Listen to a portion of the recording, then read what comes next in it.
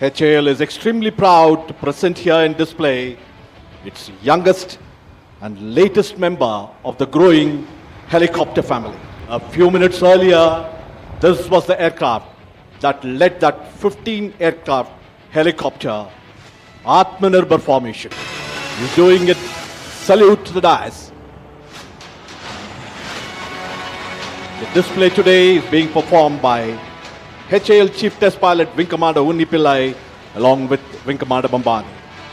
Wing Commander Unni has flown over 8,000 hours over 30 different types of flying machine, both fixed and rotary wing.